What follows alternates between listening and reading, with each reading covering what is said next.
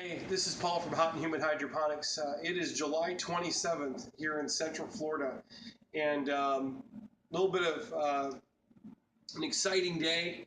Kind of a bummer a little bit because I'm kind of marking the end of my peppers. So behind me is probably the final large harvest. What we've got here is 8¼ pounds of pretty much Marconi Rossos. So these are the Marconi Rossos that Keith Johnson gave me. Thank you very much, brother, for this for the heirloom seeds. They're delicious. They're absolutely delicious. The output on these peppers has been amazing. They've been through so much. The plants look like heck, and they're still flowering, and yet the fruit has been unaffected. So all I can say is it's probably my new favorite pepper. I won't even grow bell peppers anymore because they're about as sweet as a bell pepper, probably a little better because you don't have to wait for them to go green, then yellow to red. And these are just like a regular red pepper, except a little sweeter. And the amount that they put out is great. So, very excited. Another special pepper that he gave me was some pimento peppers. So, he gave me some pimentos, and here's the kicker, guys.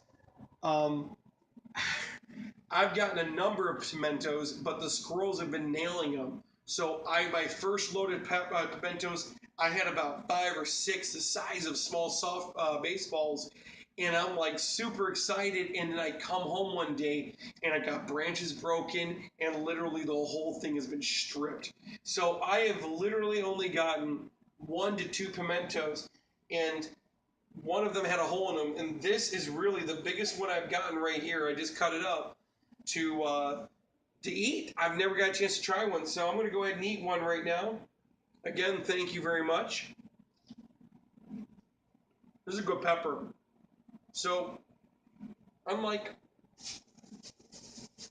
the Marconi Rosso, which this is a fairly good sized one, they're a little bit bigger than this actually earlier in the season. But as Keith told me, they would get smaller as the season would go by. This is a Marconi Rosso. This right here is this Marconi Rosso is a red sweet pepper again as well. So if I had to compare the two of them, this has a thinner skin. This is a thicker skin. Flavor, this is a little more earthy. This would be a little sweeter, like you would see like a yellow or red bell. Both are fantastic peppers. They're very. I like what I like about the pimentos is that they've got a real thick flesh to them. I mean, if you could see it, and I mean you may not be able to. This is about as thick as a tomato. It had the heft of a tomato for its size. Okay, so I mean the majority of it though was really the interior and a lot of seeds in here. So nonetheless, very very tasty. I'm going to be saving those seeds, and I'm going to be growing a number of these here over the next season or so. But another special pepper that I said about earlier was the Big Israel.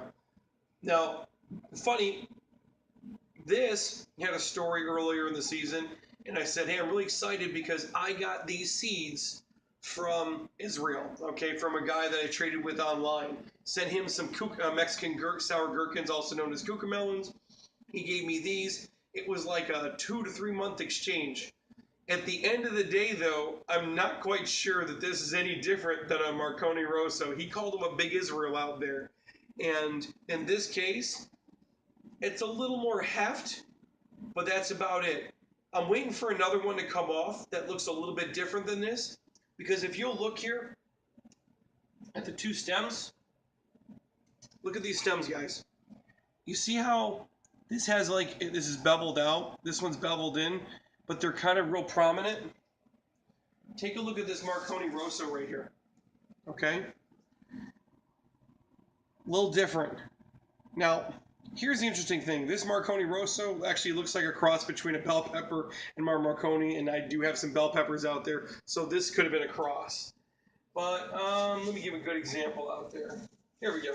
Yeah, look at the bottom of that Marconi. Yeah, that's actually that is a Marconi Rosso bell pepper cross. Isn't that great, guys? Look at that. Yeah, my wife just realized that because I don't have red bells out there, and my red bells are fat. And all of your Marconis don't have 4 points; they have 3. Yep. So there you go. Sometimes things cross in the wind, And that's what I think happened over here with the Big Israel, is I think it did cross over because it's got that heft. Now, I'll wait for some other ones to come up, but, either way, man, I'm just super happy right now. I got, I think we said earlier, Nickel, did we talk about this already? We, like I said, this is 8 1/4 pounds right here. I think we got maybe 3 or 4 bags. So we probably got anywhere from 24 to 30 pounds of peppers. Right. So when people were telling me, oh, Paul, is what you do in hydroponics worth it? Let me give you an example. I probably changed my reservoir, which is 40 gallons, once per week during the season. I started these in February. Okay, it's July now.